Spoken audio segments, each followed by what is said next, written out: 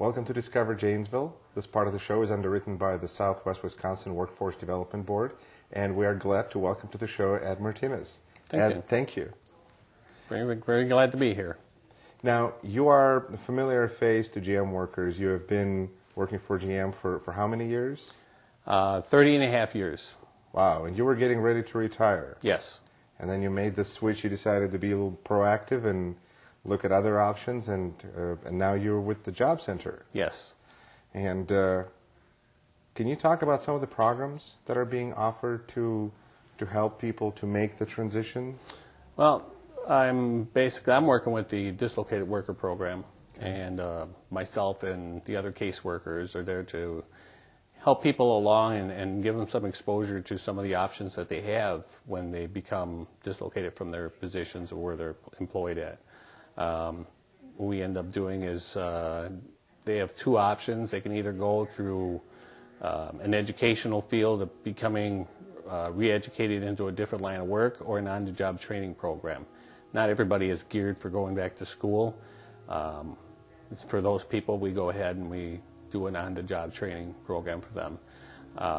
At the same time, we also offer workshops for people to get a little bit adjusted. People forget a lot of times that when you become unemployed and you have unemployment, or whether or not your unemployment is subsidized or not, you're still not getting the same amount of money you were when you were working. So you have to reorganize. I would imagine people remember that pretty quickly. Very quickly. And unfortunately, they don't remember it until they start using a lot of their resources up. So making up a new balanced workshop that we have for a budget. I see. Budget is real important. Budget is almost number one. You have to start deciding what you're going to cut back on and what you're going to do without and what you can't do without. Once you have that taken care of, then you know that you can go ahead and maybe further your education or try to get another place of employment, but without having everything taken care of financially first, you're going to have a burden where you're going to be fighting against yourself between trying to get re-educated but not being able to afford to. So it's good to come in and find out whether or not we can help you set those things up. Is it pretty easy to get in and get involved in the workshops and taking classes? Yeah, basically what we do is we ask everybody to take an orientation. They come in at the orientation. We give them the basic rules. They find out that the orientation takes about an hour and a half, 2 hours at the most. Having to be unemployed and not having the place of employment that they had in the past is one of the requirements, unfortunately. But then they do find out that they have certain entitlements coming to them, such as whatever school they decide to go to and what programs they're taking to become employable again. They can either take classes or, like I said, take it on-job training. There are certain requirements that we do ask them to follow through on. And sure. One of those is the budget. The other part is that with their layoff letter, so they know that we know that they are. You got to have that paperwork in order.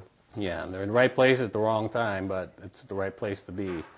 How often are the orientations being held? This coming next month, here in March, we have orientations about 8 times this week. But we also changed some of our hours to where I'm having an orientation tonight at 4:30. We're starting to do some later in the day for those people that maybe can't make it during the day. Some families have one vehicle. One person might be working. They have the vehicle at work during the day. So when they come home from work, the other person can go ahead and come to the orientation that evening. What are some of the things that people choose to get trained in? What are some of the most popular directions that people end up going in? Well, right now, service groups. Service groups are one of the biggest things that people are looking into. Dental hygienists, nursing, truck driving. Some people look for a quick change to where maybe they could just get a certificate to become reemployed into the workforce again, where truck driving is one of those. Getting your CDL is something where... So you can get your CDL through Job Center? Yes. Yes, and sometimes too we have some clients that not only get to use the funds that are available through the dislocated worker program, but if you have a veteran that's a Wisconsin veteran, they also have funds available to them through the Wisconsin GI Bill. And there are some employers that still have some tuition assistance programs that they can take advantage of while they're unemployed. Okay. Now, with the new stimulus bill, the new budgets, there's all these fancy, good-sounding things coming out of Washington.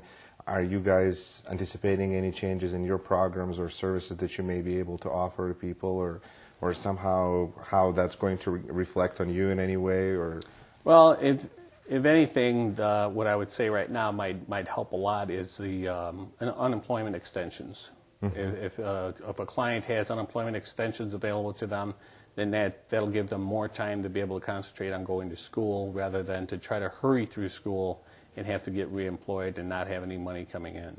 So I can see through that. The stimulus that goes to the colleges and to the tech schools, some of the programs get developed by maybe getting more instructors. Right now we're kind of landlocked on classes. Yes. We have a lot of people that register for classes and can't get those classes for 2 or 3 years.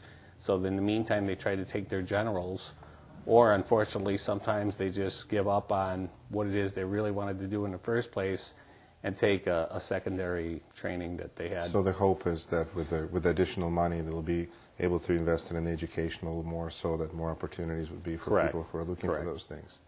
It's great. Now, do you being on the front lines of this battle, like just about with the unemployment, how do you feel? How do you see people coping with this?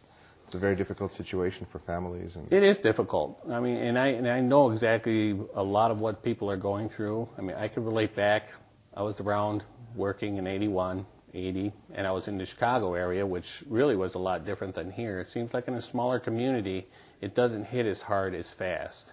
Back then, it was terrible when you were laid off and your unemployment was gone. There were no extensions. And you had to come up with a different way of employing yourself and whatever it took to get out there and work, where now there's a lot more tools available. There are programs like the Dislocated Worker Program. People are having to make some really tough choices. It's not easy, but you have to learn to cut back. Your expenses have to be pulled back. Uncertainty is the biggest thing. Uncertainty is a hard thing for people to come up with. I don't know what I'm going to do. I don't know what I'm good at. When we have clients come in, we have them take a job fit assessment. Mm-hmm. And when they take this, it's about a 1.5 hour little quiz. And I really don't want to call it a test because there's no pass or fail. What it does is it adapts you to the best fit of work that's out there for you to be able to do or train in. I see that once they go through that and meet with a case manager, they feel a little more at ease knowing that I think I could do that. That's something I think I could do. And then when we show them on some of our websites, like the ONET, shows the probability of what's going to be available in the next 10 years, then they know that they're taking the education program that's going to be employable by the time they're done.